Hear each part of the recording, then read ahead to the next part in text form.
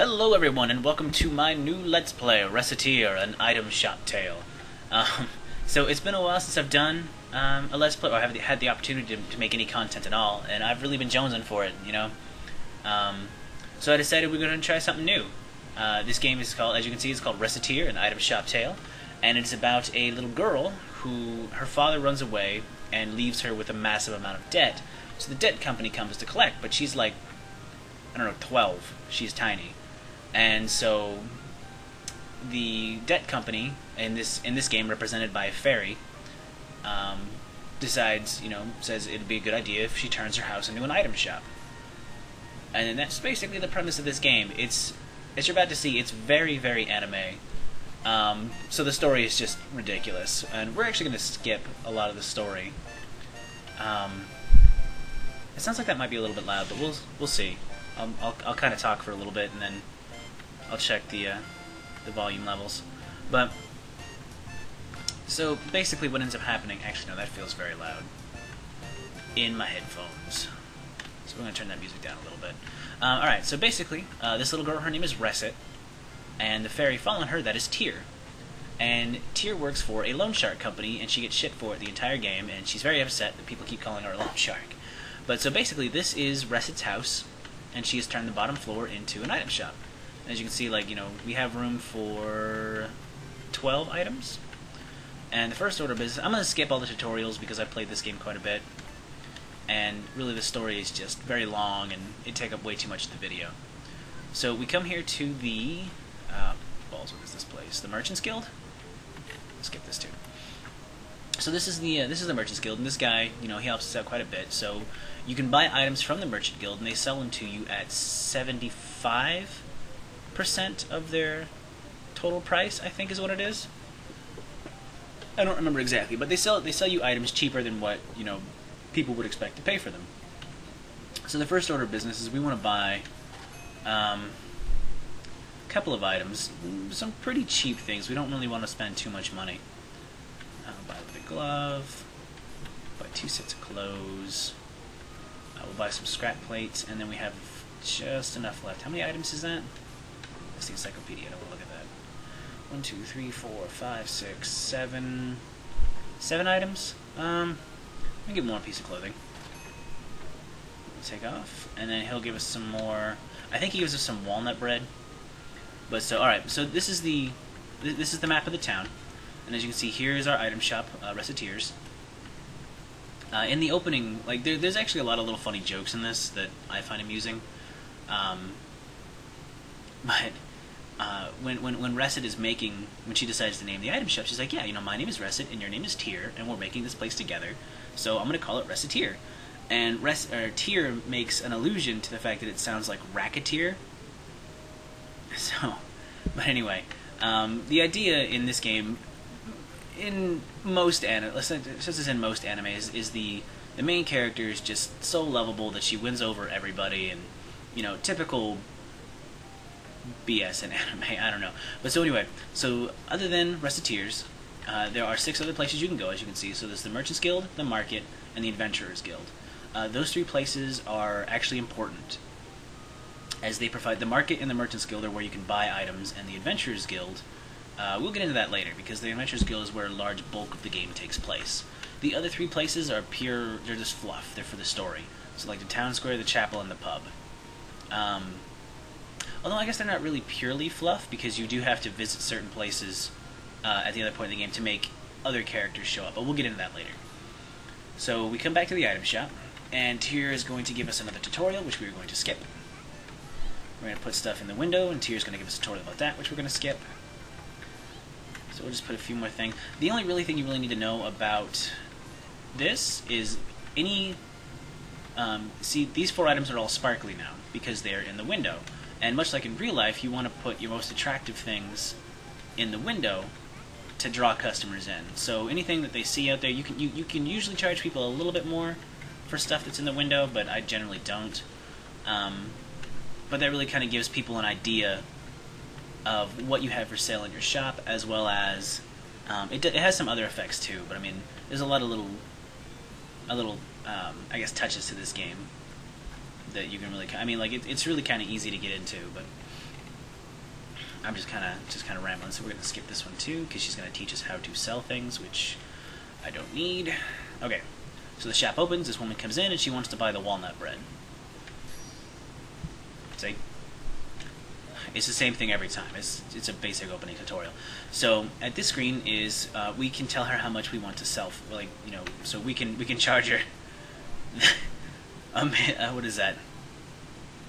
I am being $1 million. $1 million for walnut bread. But no, so anyway, so this is the base price, you know, 100% of base price. So that's, you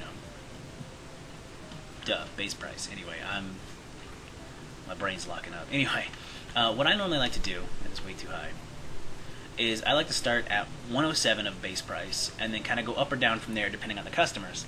And like different customers, like some are cheaper, some, you know, are like little kids and they can't afford as much, and, you know, on and on and on. We'll get into the whole nuance of it in later videos. So I'll offer her 107 and she'll take it. And then she pays us the money and we get experience for it. And really the merchant level is way more important than how much money you get from whoever it is you're selling, because the higher your merchant level, the more items you can get from the market and the merchant's guild, the better you can make your store. You know, it's really, that's merchant level is way more important. I mean, the money's important too, because you do have to pay back the debt that you owe. And you only have 1 month to do it. We'll skip this one too, and this one too, and this one. See, the opening of this is just so much stuff. This would take up the entire video to show all of the story in the game. So, alright. So just a few other basic things to go over. Okay, so this is the menu. Obviously, we have items, encyclopedia, options, save, and exit. Items are items that you currently have on you, which we have none. The encyclopedia is of all the items that you have had at some point, so that you can know what they are. It doesn't ever count things that you see. You have to have them in your items bag. Sorry, this is the month, so you have 1 month to pay it back. So the 8th, the 15th, the 22nd, the 29th, and the 36th. Those are the 5 payment dates, and it goes up each time. So the first week we have 10,000. The next I think is 3 or 30. The week after that is 80, and then 200, and then 500,000 are the 5 levels that you have to pay. The ones in red are the days that the Adventurers Guild is closed, and, you know, on and on and on. I'm trying to think. Oh, this is the time. So there's 4 segments to each day. There is early morning, evening, or I'm sorry, afternoon, and then evening. Afternoon is the best time to sell because that's when you get the most customers. But anyway, the next thing we have to do is the game is going to introduce us to the Adventurers Guild. So Tier's going to give us an explanation. Alright, so this is our first adventurer. This is Louis. And I really like Louis. But Louis is not actually an adventurer yet. He is a apprentice, adventurer in training, something along those lines. Alright, so now we're in the dungeon, and the basic premise of the Adventurers Guild is you go to the Adventurers Guild and you hire adventurers to take you into the dungeon. And then while you're in there, it's kind of a symbiotic relationship, because the adventurer gets whatever money you pay them, plus they get experience and they earn fame, which allows them to, you know, to charge more to take shop owners and whoever into the dungeon. And then you, since you're funding the adventure, get to keep whatever items are actually found in the dungeon. So the first time you play through this, unless you're really, really good at adventure games, Louis is going to be your workhorse for the entire, pretty much for your first playthrough. And to be honest, you might not even beat the game your first time through. I know the first 2 times I played this game, I haven't actually managed to beat it the first time through. And I've actually never beat this game on a first run through before. But, you know, I don't know. Because, like, if you manage to get to, I think it's the last week, and you don't have enough money, just to kind of, spoiler, you know, skip ahead if you don't want to hear this part. But if you get to the last week and you don't have enough money, and you get to the payment date, like, Tyr, like, wakes up. She's like, oh, I had a terrible dream that I didn't get you all the money, and, I'm sorry, Recettear wakes up, and she tells Tyr that she had a horrible nightmare, that she couldn't pay back the money in time. And Tyr's like, well, it's a good thing it's only the very beginning of our adventure at day 2. So it takes you all the way back to the beginning, but the nice thing is you get to keep all of the items and... Oh, no, it's not all the items. You get to keep all of the... Oh, what is it? I know the adventurers keep all of the experience that they've earned.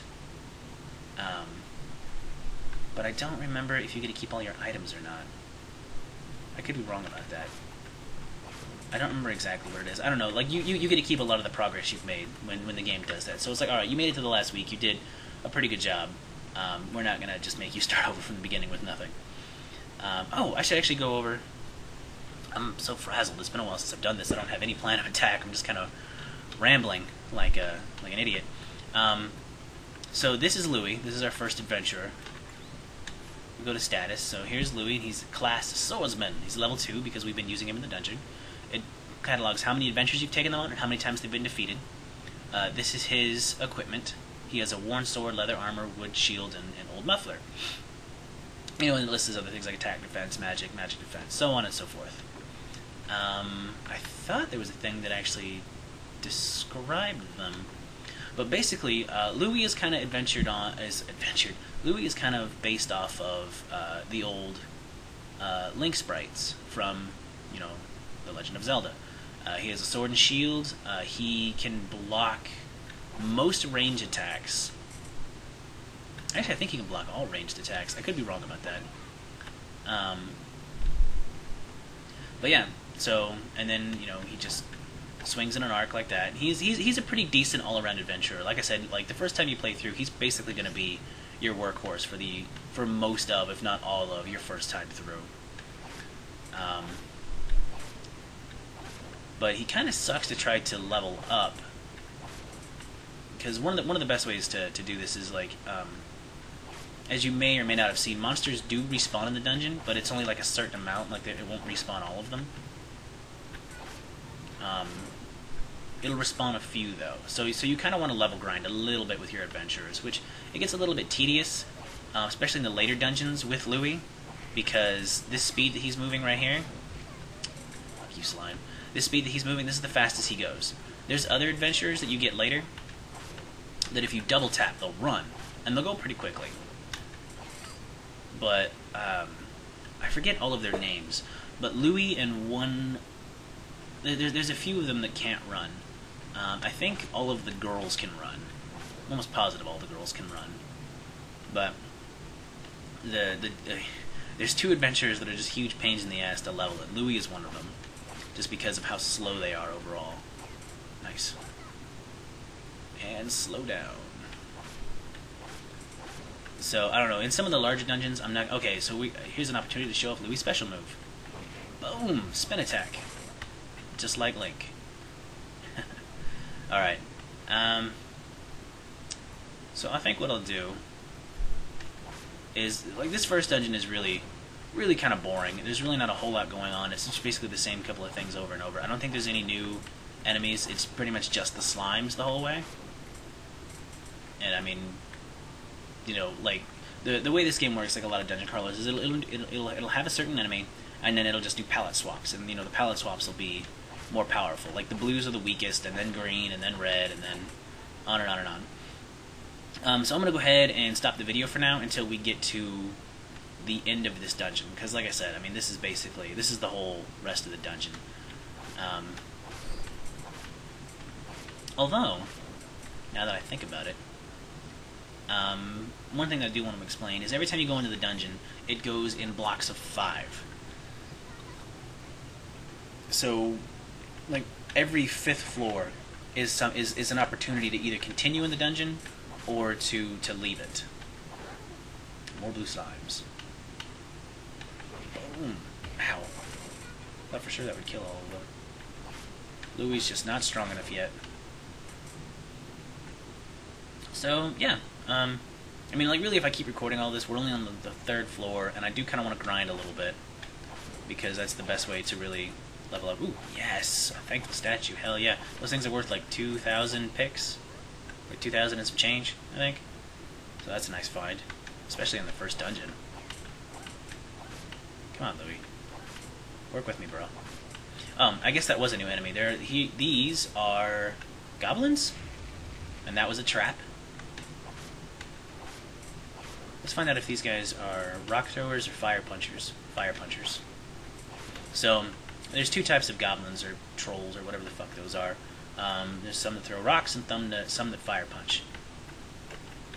Generally, whichever one you run into, that'll be the one that shows up every time on that floor. If you run into a fire puncher, it'll generally be fire punchers. If you run into a rock thrower, the rest of them are generally rock throwers. So like I said, I'm going to go ahead and pause the video here, and then I will come back once we get to the last part of this dungeon, because there are a few other things I want to explain, kind of get the basis of out of the way for this video, and we're already kind of running a little long on time.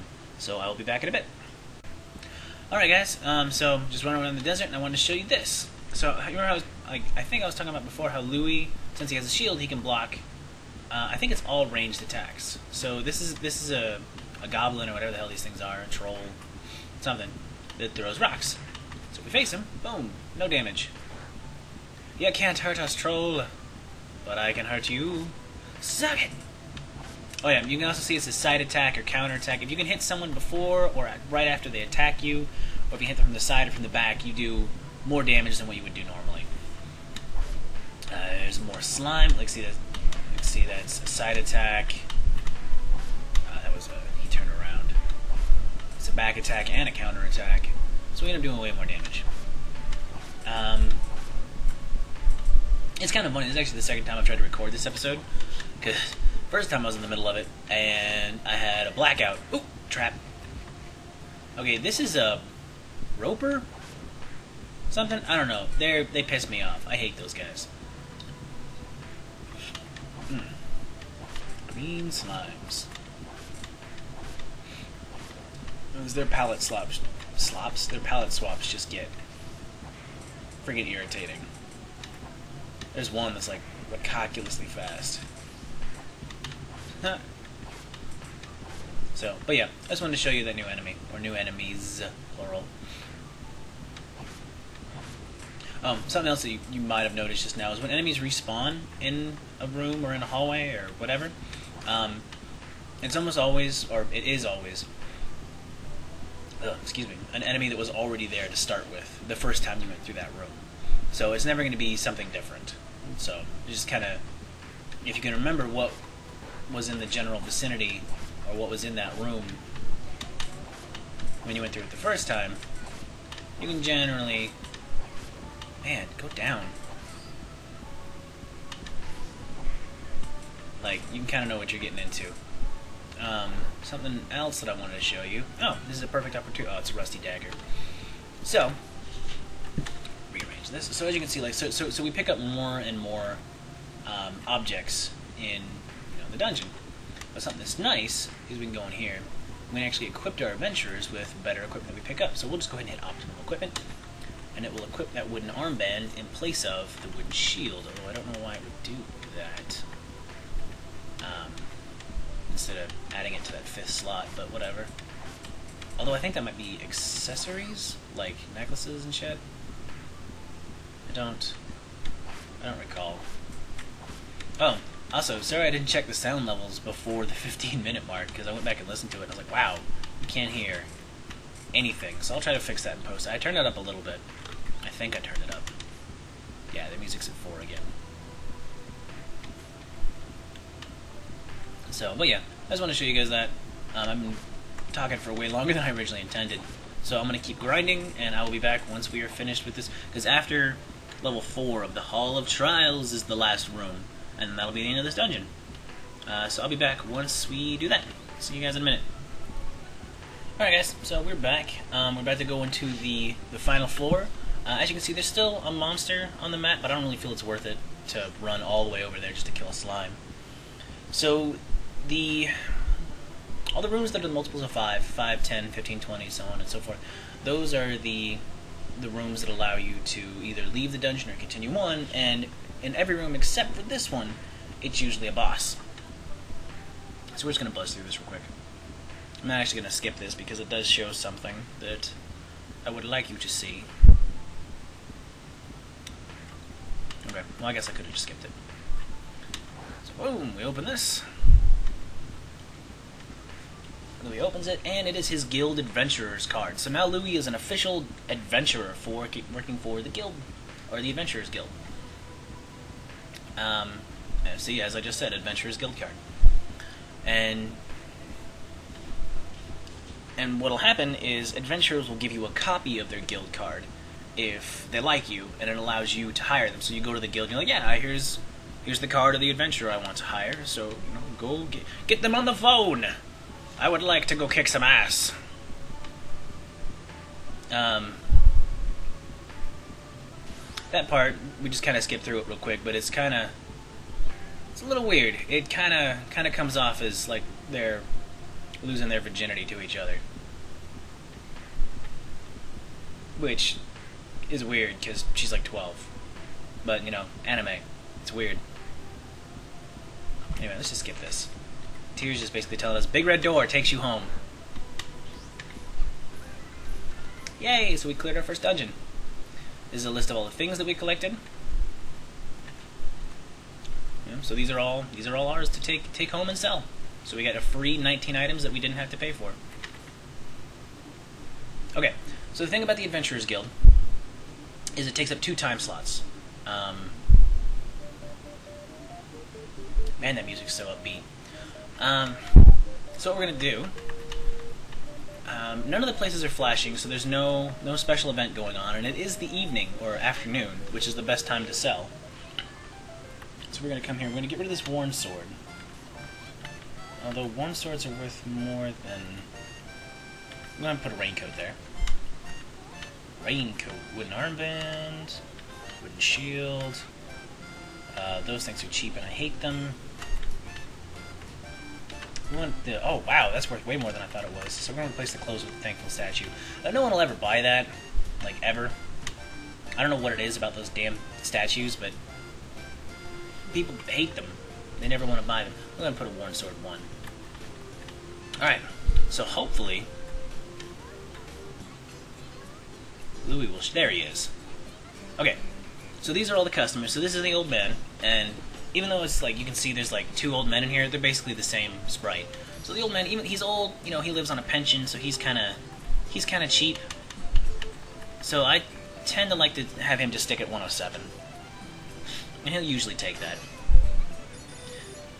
So the fastest way that you level up is you have to get combos going. And the way you get combos going is you get people to accept the very first price that you give them, which is why I kind of like to keep it low. So here's another old man. And he wants the summer sandals, plus 4. So again, we're going to put him at around 107. He'll probably take it, yep. Okay, so we got a near pin and a just combo plus 4. So it'll double each time. It'll be like 2, 4, 8, 16, and it'll keep going. You can get a maximum combo of like 120 something, I think. I forget exactly. But that near pin, that's important to talk about. So what that is if you can get a price close to what they expect to pay for the item, you'll get a near pin, which is an automatic 15 bonus, bonus points at 15. If you can get it right on the dot of what they expect to pay for that item, you get plus 30, which is hard to get. Like, near pin is normally pretty decent. And what do you want, Louis? Louis wants something. Nope, another old man. He wants these scrap plates. So we'll go ahead and sell that for 106. Near pin, awesome sauce. Just combo of 8. Total experience, 23. I would like to get to merchant level 2 before the end of this day. This guy wants the raincoat. We'll do it for 106. Looks like it's going a little slow, video-wise. There we go, level 2. Ha! Ah, and Louis didn't buy anything. Okay, so I was kind of hoping Louis would buy something. And Tier's going to tell us about the leveling up, blah, blah, blah, blah. So each time we level up as a merchant, we get a new ability, basically. At level 1, we can only sell things. At level 2, customers will try to sell us stuff. So they'll come in and be like, hey, I have this thing, I want you to buy it. So you can actually get... customers normally sell you garbage. They normally sell you treasures and food. There's a few other things they'll sell you, but really nothing too spectacular, which kind of pisses me off, because I never really resell food. I do, but not really. People don't really tend to buy food. But so anyway, what ends up happening is you build an affinity, you build a rapport with your customers, and the better the rapport, the more expensive items they'll buy, and the more you can charge them for stuff. Which I never really go up with that. But as you can see, then we can take orders, which is pretty good. More items available, which is really what we're shooting for. Fusion, which we'll cover once we get to that. And just on and on and on. And like after level 9, it doesn't tell you anything. I mean, it'll tell you what the next level is once you get to it. But that's for later. But tier really kind of keeps track of all the stuff all the important things, which we'll kind of get to once I'll talk more about certain features of the game once we unlock those. But really, what I was hoping would happen, let's go ahead and sell this orange, is I want Louis to buy something. Okay, so this guy, you can tend to sell him stuff for a little bit higher price, but again, boom, just bonus, right on. So you can see that's 30 points. Free 30 points. Hell yeah. That is exciting. This guy again.